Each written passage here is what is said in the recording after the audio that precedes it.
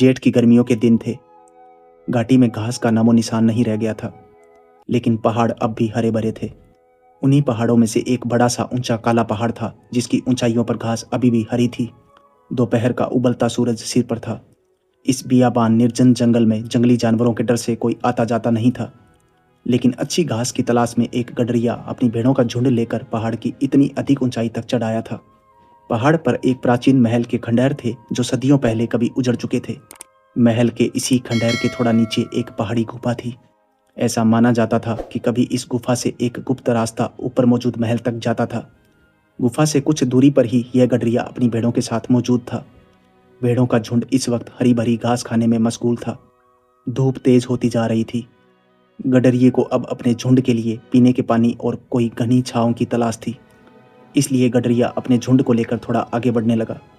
गुफा के सामने से गुजरते वक्त उसने देखा कि गुफा के अंदर से पानी की एक छोटी सी धार बहकर बाहर आ रही थी। भेड़ों का झुंड पानी की इस धार के इर्द गिर्द इकट्ठा होने लगा। प्यासा गडरिया भी बोतल में पानी भरने लगा। तभी उसे पानी की बहती धार में दबी हुई एक चमकती हुई चीज नजर आई। गौर से देखा तो यह एक सिक्का था। उसने सिक्के को उठाया तो पाया कि यह तो सोने का एक बड़ा सा सिक्का था, जिसके एक तरफ कोई राज चिन्ह खुदा हुआ था। गडरिया भौंचक्का रह गया। एक सोने का सिक्के का मोल उसकी जीवन भर की कमाई से कहीं ज्यादा था। उसने बचपन से सुना तो था कि इस महल के आसपास प्राचीन राजाओं का गुप्त धन गड़ा हुआ था।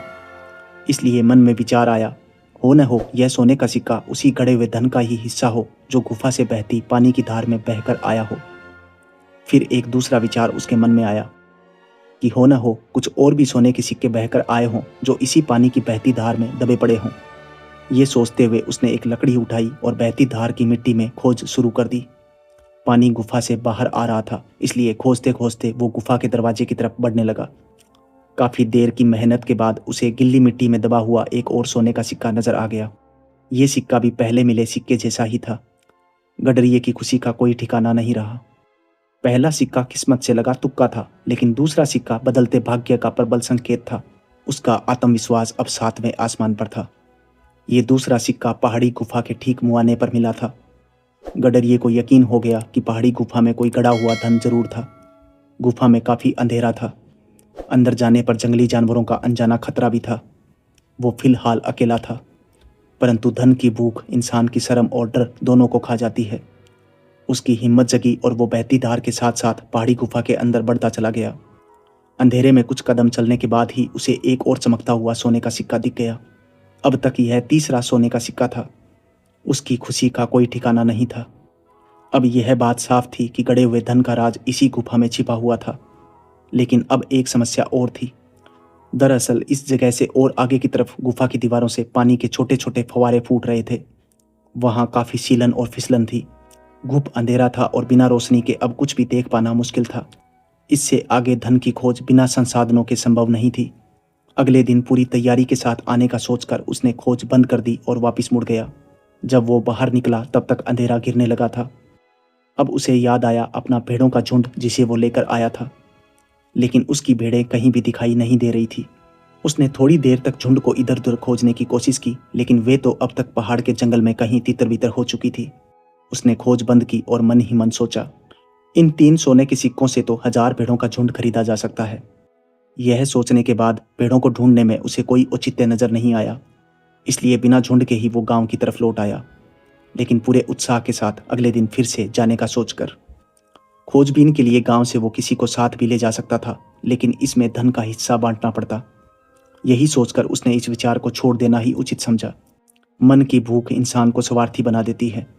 अगली सुबह कुदाल, फावड़ा और लालटेन लेकर गडरिया फिर से उस पहाड़ी गुफा तक आ पहुंचा। सुबह से शाम तक उसकी खोज जारी रही। दिन भर की कठिन मेहनत के बाद वो गुफा की गीली सीलन भरी मिट्टी में दबे पड़े इक्के दुक्के सोने के सिक्के पाने में सफल रहा। यही सिलसिला कई दिनों तक जारी रहा। गडरिया रोज अंधेरी गुफा में और आगे तक जाता। रोज गुफा के फर्श की मिट्टी में दबे कुछ सोने के सिक्के उसे मिल जाते। अब उसे लगने लगा कि अगर वो इस गुफा को ठीक से तलाश कर पाया तो उसे इतना धन मिल सकता था कि जीवन भर कोई दूसरा काम करने की जरूरत ही न रह जाती। खोज करते हुए कई दिन गुजर चुके थे। एक दिन वो भी आया जब वो इस अंधेरी गुफा के लास्ट पॉइंट तक पहुंच गया। लास्ट पॉइंट चट्टानों से पूरी तरह बंद था। यहाँ पर चट्टानें अर्ध गोलाकार रूप से कटी हुई थी और फर्श पर एक बहुत गहरा गड्ढा था।